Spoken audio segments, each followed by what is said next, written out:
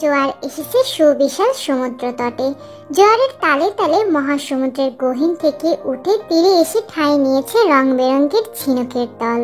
হুট করে দেখলে মনে হবে নীল রঙা সমুদ্রের মাঝে কেউ হীরে জহরত ছড়িয়ে ছিটিয়ে রেখে গেছে। সূক্ষ্ম পায়ে এগোতে এগোতে সে অতীব মূল্যবান হীরে জহরতি কুড়িয়ে হাতে থাকা প্লাস্টিকের থলেতে ভরে নিচ্ছে তে। শিপ থেকে দ্বীপে নামার পরেই তেরে কর্মকাণ্ড শুরু হয়েছে। ল্যাভেন্ডার রঙের লং ফ্রক, যা এই মুহূর্তে তের গোড়ালি অব্দি নেমে গাউন হয়ে গেছে। লম্বা হাঁটু পর্যন্ত চুলগুলো শুধুমাত্র একটা পাঞ্চ ক্লিপ দিয়ে আটকানো। এক ঝলক দেখলে মনে হবে তে এই জনমানবহীন সমুদ্রে বসবাসরত রূপকথার সেই সাগর কন্যা, যে কিনা এখন ঝিনুক কুড়াতে গভীর মনোযোগী। বাকি সবাই তো সে কখন তের আগে অনেকটাই এগিয়ে গেছে। তে, তাড়াতাড়ি এসো, এত পিছিয়ে গেলে কি করে? সানার হঠাৎ তাকে তের ঝিনুক পরানো বাদ দিয়ে দ্রুত পায়ে এগিয়ে এসে ওদের থেকে দূরত্ব কমালো। এগিয়ে আসতে আসতে সবাইকে পরখ করে নিল তে। সানা বরাবরের মতো আলটা মডার্নের মতো পোশাক পরেছে। সানার সাথে ম্যাচ করে পরেছে ইউনো, যেটা নিয়ে সে তখন থেকেই জেহব খিল্লি করছে। এই গ্রুপের মধ্যে জেহবই একমাত্র মানুষ যে কিনা পুরোপুরি তের মনের মতো। জেহব একজন গ্লোবাল মডেল, তাই তার ফ্যাশন আইডিয়াও বেশ ভালো। সবশেষে তের চোখ গেল জাংকুকের দিকে। সাদা কালো বাদে আজ প্রথম জাংকুককে তে অন্য কিছুতে দেখলো। চোখে জাংকুকের বিশাল রোদ চশমা, সিল্কি চুলগুলো এলোমেলো হয়ে উঠছে। জাংকুক এই সমুদ্র বিলাসে এসেও এক মনে ফোন ঘাটছে। আমাদের হাতে সর্বোচ্চ 10 মিনিট সময় থাকবে। এই 10 মিনিটে ওদের ক্লাবের ওয়াইফাই, ইলেকট্রিসিটি, ব্যাংক অ্যাকাউন্ট সবকিছু একই সাথে হ্যাক করব আমি। জেকে বাইক নিয়ে ক্লাবের বাইরে অপেক্ষা করবে, আর জেহব তুই হবি সানার অ্যাসিস্ট্যান্ট। ওরা যখন নিজেদের মধ্যে গন্ডগোল করবে তখন তুই সানা আর ওর বাবাকে নিয়ে ওই শর্টকাট রাস্তা ধরে বেরিয়ে আসবি। জাংকুক ঠিক পজিশনে থাকবে। সবই বুঝলাম, কিন্তু আমি কেন সানার অ্যাসিস্ট্যান্ট হব? তুই হ। আফটার অল তোর প্যারে লাল হলো সানা, তাহলে হ্যাকিং এর কাজটা বরং তুই কর, দেখি কোন ঘোড়ার ডিম পারিস। বাচ্চাদের মতো সিলি ঝগড়াঝাটি বন্ধ করে আমার জন্য কেটিএম 390 রেড করার ব্যবস্থা কর। যেন তেন বাইক রাইড করে আমি মজা পাই না। জেকে তুই কোনো রাইডিং কম্পিটিশনে আসিসনি যে তোকে পছন্দের বাইকটাই রাইড করতে হবে। দুটো জিনিস আমি কম্প্রোমাইজ করি না ইউনো, আর কোনোদিন করব না। তার মধ্যে একটা হলো বাইক, আর আরেকটা। জাংকুক এবার নিঃশব্দে তের দিকে তাকালো, যে এই মুহূর্তে খুবই মনোযোগ সহকারে ভেজা বালুর আস্তর দিয়ে ক্যাসেল বানাতে ব্যস্ত।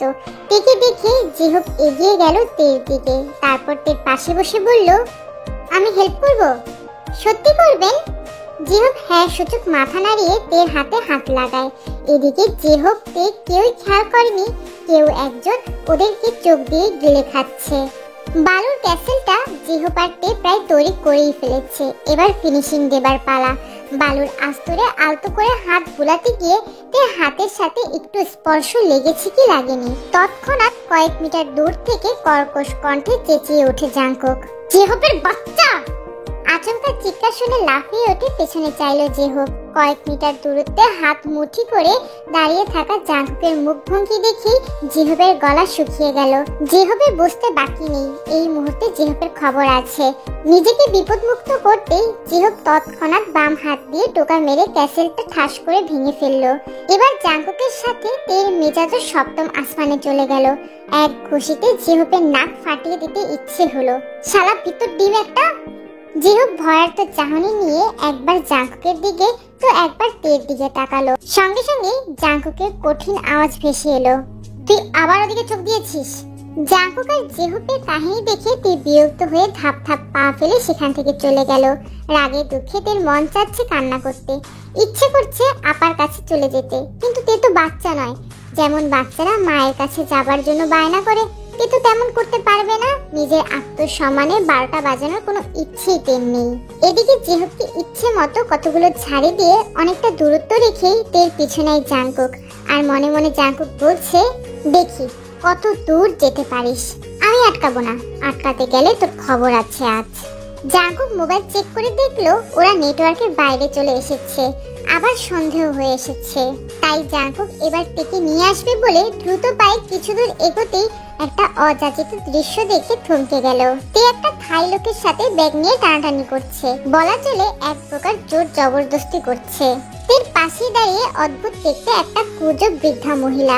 জাংকুক কিছুক্ষণ সকল পরিস্থিতি পর্যবেক্ষণ করে তারপর এগিয়ে গিয়ে ফট করে তের হাত থেকে ব্যাগখানা নিয়ে সেই থাই লোকের হাতে তুলে দিয়ে বলল, I am extremely sorry, you can go নাও।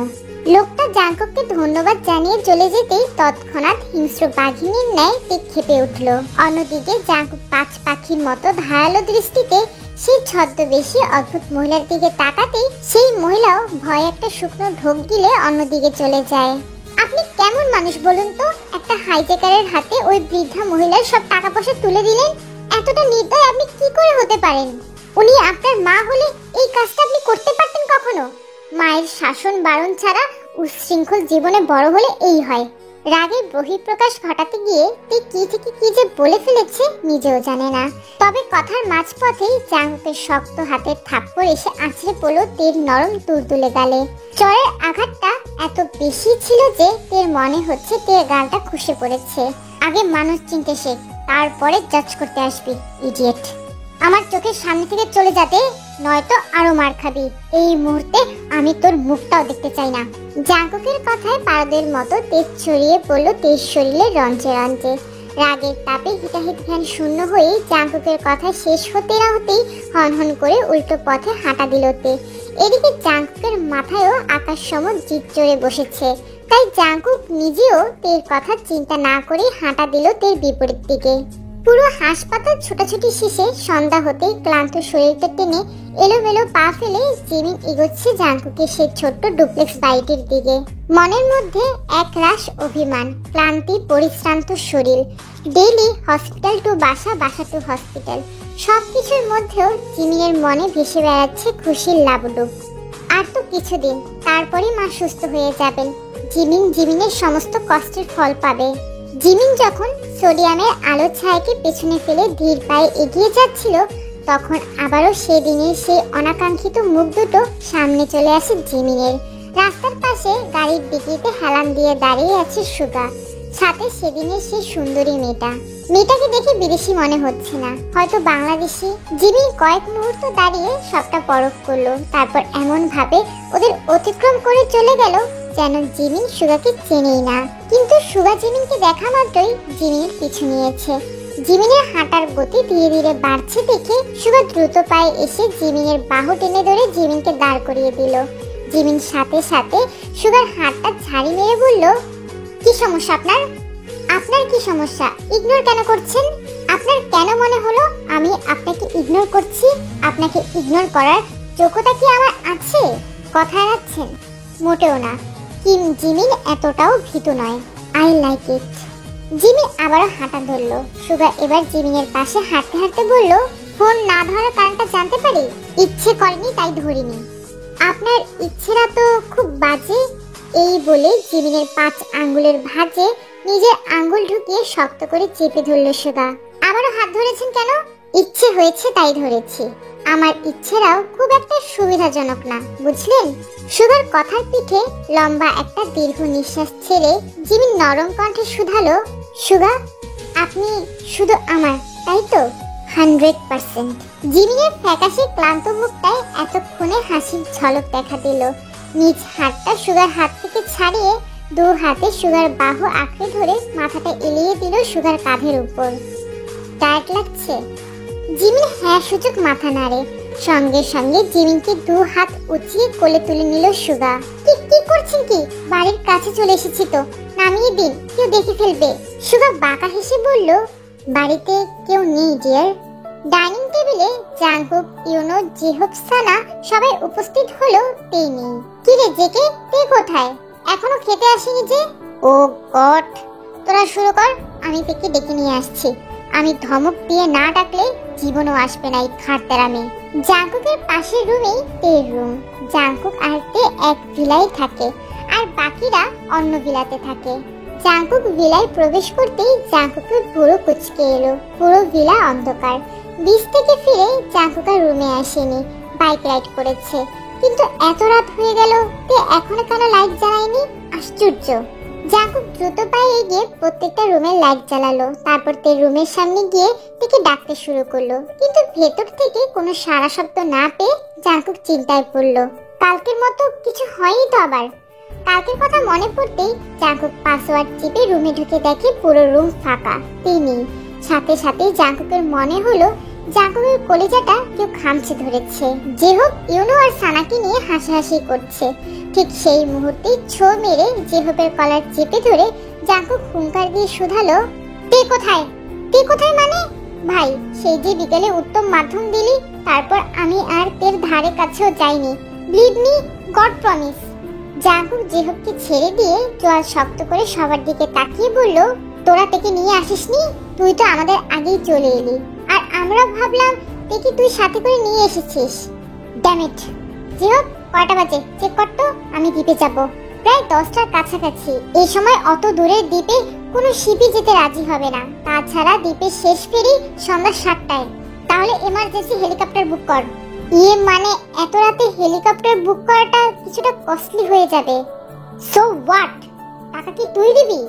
তিমিরে ঢাকা গভীর অরণ্যে পথ হারিয়ে পায়ে কাটা ফুটিয়ে বটগাছের নিচে ফুপিয়ে কাঁদছে তে।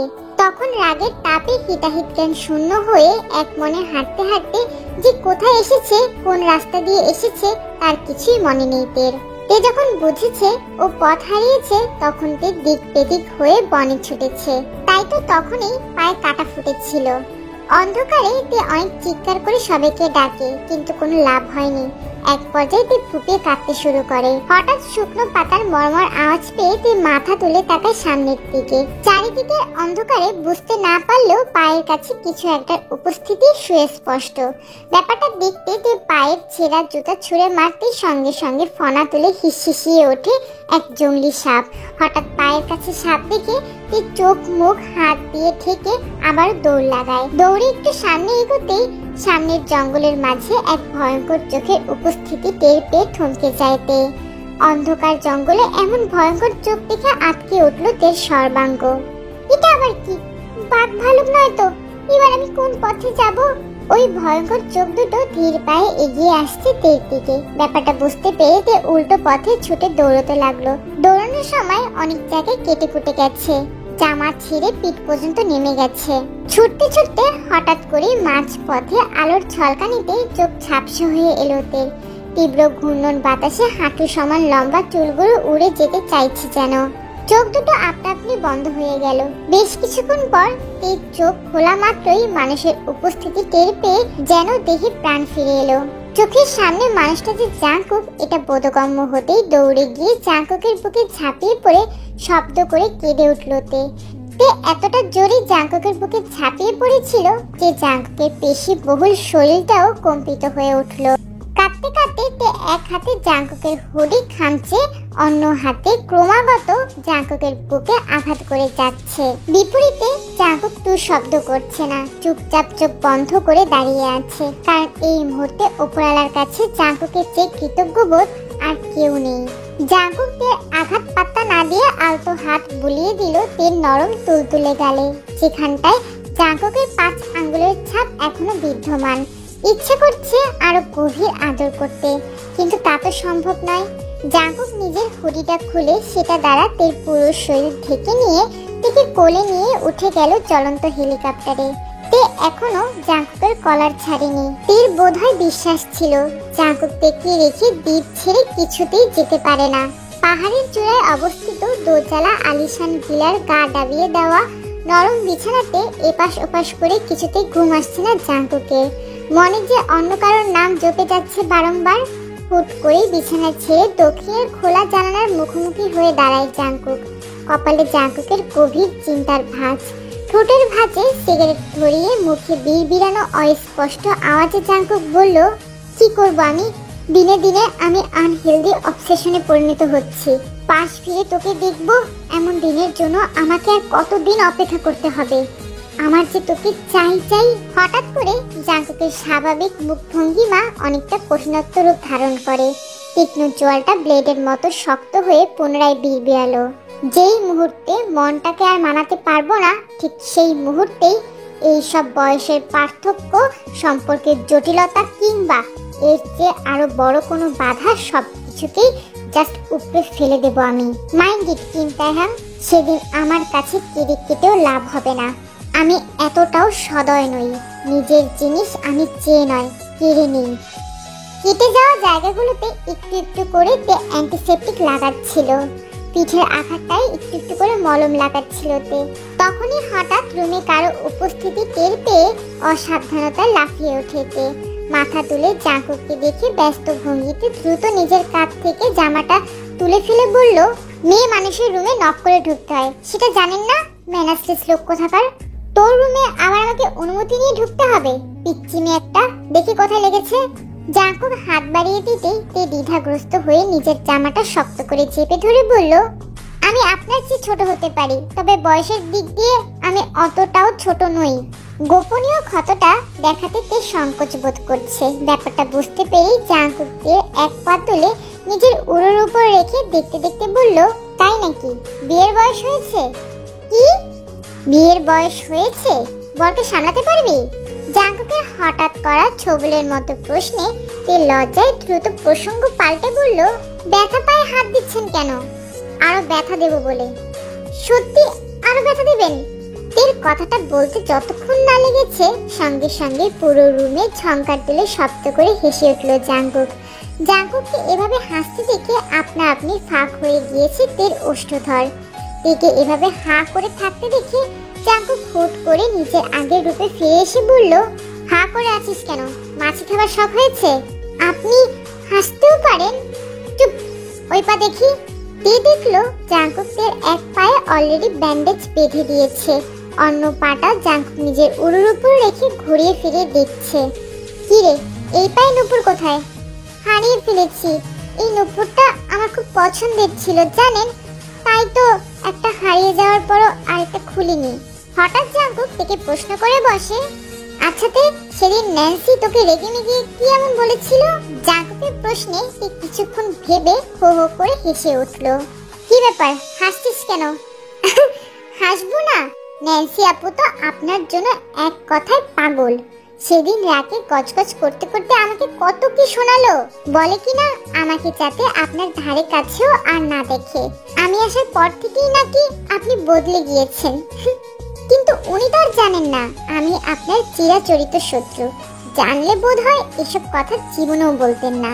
আর আমার কি মনে হয় জানেন তো, ন্যান্সি আপুর মাথায় নির্ঘাত সমস্যা আছে। তোর হঠাৎ এমন কেন মনে হলো? তো মনে হবে না আপনার সাথে আমাকে গুলিয়ে ফেলেছে, আর মানুষ পেল না। আমি আর আপনি সাপ আর বেজি, না না দা আর কুমড়ো। কথাটা বলতে বলতে তে আবারও হো হো করে হেসে উঠল। এতক্ষণ ধরে তে সব কথা শুনলো, তে শেষ কথাটা বোধহয় জাঙ্কুকের পছন্দ হয়নি। সঙ্গে সঙ্গে তের ব্যান্ডেজ করা পা শক্ত হাতে চেপে ধরল জাঙ্কুক। জাঙ্কুকের হাতের বাঁধনটা এতটাই বেশি শক্ত ছিল যে হুট করে তের মনে হলো তের কলিজাটা ছিঁড়ে যাচ্ছে। আহ, কি করছেন? কি ব্যথা কেন দিচ্ছেন? জাঙ্কুক তের পাটা ধাক্কা মেরে সরিয়ে দিয়ে জল শক্ত করে বলল, আমি তোর নার্স কিংবা সার্ভেন্ট নই যে রাত জেগে বসে বসে তোর ক্ষততে মলম লাগাবো। পুনরায় পা চেপে ধরাতে ক্ষত থেকে তরতাজা রক্ত বেরিয়ে এসে সাদা ব্যান্ডেজ রক্তরাঙা করে ভিজে দিয়েছে। অথচ জাঙ্কুক তাতে নজর না দিয়ে হন হন করে তের রুম থেকে বেরিয়ে গেল। যাবার আগে শেষবারের মতো পেছনে ঘুরে জাঙ্কুক মনে মনে আওড়ালো, তোর ভুল ধারণা খুব শীঘ্রই ভেঙে যাবে। তুই আমার না হলে অন্য কারণ না। কিরে, 10 মিনিট শেষ হতে চললো, ওরা কোথায়? ঠিক বুঝতে পারছি না। কোনো একটা বিপদ হওয়ার আগে আমাদের ভেতরে যাওয়া উচিত। কথাটা বলেই জাঙ্কুক ইউনোর দিকে একটা রিভলভার ছুড়ে দিয়ে বলল, ক্যাচ ইট। এটা ফর সেফটি পারপাস, ইউনো ভেতরের সবার কাছে এটা আছে। জাঙ্কুক ইউনো ক্লাবের মধ্যে ঢুকে দেখে হলরুম অন্ধকার। হলরুমে কোনো মানুষ নেই। হোয়াটস রং? সবাই কোথায় হাওয়া হয়ে গেল? যে যেখানে খুশি যাক। সানার বাবাকে আমার মোটো সুবিধার বলে মনে হচ্ছে না, লোকটা চরম চালাক। হঠাৎ হলরুমে লাইটটা জ্বলে ওঠে। ভেতরের রুম থেকে সবাই বেরিয়ে আসে। জেহব আর সানার কপালে বন্দুক ঠেকিয়ে রেখেছে সানার বাবা। জাঙ্কুক আর ইউনোকে দেখেই জেহব খুনখুনিয়ে কেঁদে ওঠে। মেয়েদের মতো কাঁদছিস কেন হাদারাম? তোদের বাঁচাতেই তো এলাম। এদিকে জাঙ্কুক সানার বাবার মুখোমুখি দাঁড়িয়ে বলল, আবারও নিজের মেয়ের সাথে নোংরা খেলাটা খেলেই ফেললেন। এত কথা ভাল লাগে না, সহজ ডিলে আসো। তুমি তোমার বন্ধুকে নিয়ে যাও, আর আমার মেয়েকে আমার কাছে রেখে যাও। ওকে ছাড়া আমার ক্যাসিনোর ব্যবসাটা একেবারে নড়বড় হয়ে যাচ্ছে। গেলে আমরা 4 জনই যাব, প্রয়োজনে আপনাকে উপরে পাঠিয়ে যাব, কারণ আপনাদের মতো মানুষদের প্যারিস হওয়ার কোনো যোগ্যতাই নেই। কথাটা শেষ হতেই জাঙ্কুক সানাকে এক টান দিয়ে সানার মাথায় রিভলভার ঠেকালো। জেকি কি করছিস? আপনি ওকে মারতে পারবেন না, কারণ ও আপনার কাছে সোনার ডিম পাড়া হাঁস। তবে আমার কাছে ওর 2 পয়সারও দাম নেই। ও আমার কোনো কাজেই আসে না। নিজেকে বাঁচাতে আমি সানা সহ ওদের সবাইকে মারতে 1 মিনিটও টাইম লাগাবো না। জাস্ট পয়েন্ট, তারপর শুট। ভয় দেখাচ্ছ? তৎক্ষণাৎ জাঙ্কুক জেহবের পা বরাবর একটা গুলি করে দেয়। গুলির আওয়াজে গগন কাঁপিয়ে চিৎকার করে ওঠে জেহব। ইয়োনো সানাও ভয়ার্ত চোখে তাকিয়ে আছে জাঙ্কুকের দিকে। এদিকে জাঙ্কুকের অমন রূপ থেকে সানার বাবা মনে মনে বলল, এই ছেলে যে যখন তখন সানাকে গুলি করে দেবে না তার কোনো গ্যারান্টি নেই। চারিদিকে গোমট পরিবেশ বিরাজমান। জাঙ্কুক সানাকে নিয়ে 1 পা 2 পা করে মেইন গেটের কাছে চলে এসেছে। জেহব এখনো পা ধরে বসে বসে কাঁদছে। জাঙ্কুকের সাথে ইয়োনো দরজার কাছে চলে এসেছে। ইয়োনো দরজার কাছে চলে আসতেই জাঙ্কুক স্পষ্ট বাংলায় বলল, দরজার গুপ্ত মন্ত্র বদলে ফেলি। ইয়োনো, কি বদলে ফেলবো? গুপ্ত মন্ত্র, গুপ্ত মন্ত্র, দরজার গুপ্ত মন্ত্র। আরে ভাই, এই গুপ্ত মন্ত্রটা কি আবার? ইংরেজিতে যদি বলি দরজার পাসওয়ার্ড চেঞ্জ কর, তাহলে তোরা বুঝে ফেলবে ছাগল। জাঙ্কুক আর ইয়োনোর কথোপকথন শুনে সানার বাবা বুঝতে পেরেছে যে জাঙ্কুক সবাইকে নিয়ে এখান থেকে পালানোর চেষ্টা করছে। তাই তারাও জাঙ্কুককে ধরার জন্য আস্তে আস্তে এগোতে থাকে। এদিকে জেহব এখনো পা ধরে বসে বসে কাঁদছে। পাসওয়ার্ড চেঞ্জ, ডান। ইয়োনো কথাটা বলার সাথে সাথেই জাঙ্কুক, সানা, ইয়োনো দরজা ঠেলে বেরিয়ে যায়। জাঙ্কুক আবারও দরজা পুনরায় ঠেলে জেহবের উদ্দেশ্যে চেঁচিয়ে উঠে বলল, দ্রুত আয় গাধা, তোর পায়ে কিচ্ছু হয়নি, তাকিয়ে দেখ গুলিটা তোর প্যান্টে লেগেছে। জাঙ্কুকের কথা কানে পৌঁছাতেই জেহব একবার পায়ের দিকে তাকিয়ে দৌড়ে দরজার বাইরে চলে এলো। জাঙ্কুক তখনই দরজাটা শব্দ করে বন্ধ করে দেয়। যেহেতু পাসওয়ার্ড চেঞ্জ, তাই সানার বাবা সহ সবাই এখন ক্লাবের মধ্যে আটকা পড়েছে। জাঙ্কুক বাইরে এসে সানাকে ধাক্কা দিয়ে ইয়োনোর বুকে ফেলে দিয়ে জেহবের হাত টেনে দৌড়াতে দৌড়াতে আবার পেছন দিকে তাকিয়ে বলল, তাড়াতাড়ি চল, এই ভিলাতে একা আছে। আরে তাড়াতাড়ি যাবার কি আছে ভাই, ইয়োনো তো পাসওয়ার্ড চেঞ্জ করে এলো। ইয়োনো, কঠিন পাসওয়ার্ড দিয়েছিস তো? ইয়োনো মিনমিনিয়ে বলল, তাড়াহুড়োতে মাথায় কিছু আসেনি, তাই সানার নামটা দিয়ে এসেছি। ইডিয়েট, আগে বলবি না, জলদি দৌড়া। জাঙ্কুক জেহব এক বাইকে আর ইয়োনো সানা অন্য বাইকে। জেহব অলরেডি পুলিশকে ক্লাবের ঠিকানা দিয়ে দিয়েছে। বাইকের পেছনে বসে জেহব গান ধরেছে। কিরে, এমন একটা সময় তোর গানও মনে পড়েছে? একটু আগেই তো মেয়েদের মতো ভ্যাভ্যা করে কেঁদে ফেলেছিলি। তা করবো না? তুই কিভাবে পারলি আমাকে পয়েন্ট করে গুলি ছুটতে? তোর পায়ে তো আর লাগেনি, আমার নিশানার উপর আমার ভরসা আছে। কি করে শিখলি এত ভালো গান পয়েন্টিং? জাঙ্কুক মৃদু হেসে বলল, মন্ত্রীর ছেলে বলে কথা, প্রোটেকশনের জন্য বাবা স্পেশাল ট্রেনার দিয়ে শিখিয়েছিলেন। বাংলাদেশের কথা মনে পড়তে সব ছেড়ে জাঙ্কুকের মস্তিষ্কে হানা দেয় শুধু তের কথা মাথায় আসতেই জাঙ্কুক বলে, জেহব ধরে বস। আমাকে কি তোর মেয়ে বলে মনে হয় যে সিনেম্যাটিক ওয়েতে তোকে ধরে বসবো? না ধরলে নাই, আই জাস্ট ওয়ার্ন ইউ। কথাটা বলেই জাঙ্কুক হাওয়ার বেগে বাইকের স্পিড বাড়িয়ে দিল। এ ভাই, স্পিড একটু কমা ভাই, ভয় করছে, বমি করে দেবো তো। পসিবল না, একা আছে। অবশেষে একদম জেহবকে অসুস্থ বানিয়ে জাঙ্কুক সহ সবাই বিলায় ফিরে আসে। আর ফিরে আসতেই জাঙ্কুক ধাপ ধাপ করে তের রুমের দিকে চলে যায়। এদিকে জেহব হাত পা ছড়িয়ে বিছানায় গা এলিয়ে দিয়ে জোরে নিঃশ্বাস টেনে কটমট করে বলল, কোন অলক্ষণে যে ওর মতো মানুষ আমার বন্ধু হয়েছিল কে জানে। কখনো ঠাস করে গুলি করে দিচ্ছে, তো কখনো ঝড়ের দিকে বাইক চালিয়ে কলেজে হাতে ধরিয়ে দিচ্ছে। সাইকো একটা। তৎক্ষণাৎ জাঙ্কুক ধাপ ধাপ করে আবার জেহবের সামনে এসে জেহবের কলার শক্ত হাতে চেপে ধরে দাঁতে দাঁত পিষে বলল, আমার তে কই? আচমকা আক্রমণে জেহব লাফিয়ে ওঠে কাঁদো কাঁদো কণ্ঠে বলল, তোর সমস্যা কি জেকে? তে হারিয়ে গেলে তুই সবসময় আমাকে তেড়ে আসিস কেন ভাই? আমি কি তোর থেকে পকেটে ঢুকিয়ে রেখেছি নাকি? তারপর জেহব নিজের পকেট জাঙ্কুকের সামনে ধরে বলল, এই দেখ দেখ, কোথাও তোর তে নেই। তাহলে থেকে দেখেছিস কিনা সেটা বল। জাঙ্কুকের অগ্নিমূর্তি দেখে জেহব শুষ্ক ঢোক দিলে মাথা নেড়ে না করলো। কি হয়েছে জেকে? সানা, তেকে কি তুই দেখেছিস? কেন রুমে নেই? এত রাতে কোথায় যাবে? কোথাও নেই দেখি তো তোদের কাছে জিজ্ঞাসা করছি আমি। চল রিসেপশনে গিয়ে একবার জিজ্ঞাসা করে দেখি। কোথাও বের হলে তো ওখান থেকেই বেরিয়েছে। জাঙ্কুক সহ সবাই রিসেপশনে এসে জানতে পারে খানিক আগে বেরিয়েছে তে, কিন্তু কোথায় গেছে তারা তা জানে না। এসব কথা শুনে জাঙ্কুকের মাথায় রক্ত উঠে যায়। মনে মনে ঠিক করে আজ থেকে পেলে জাঙ্কুকের হাতের মার খেতে খেতে তের খবর করে ছাড়বে। ইউনো যে হোক জাঙ্কুকের দিকে এগিয়ে এসে বলল, এখন কি করবি? ইডিয়েট একটা, আমাকে চিন্তায় না রাখলে শান্তি হয় না মেয়েটার। আজ খুঁজে পেলে খবর আছে ওর।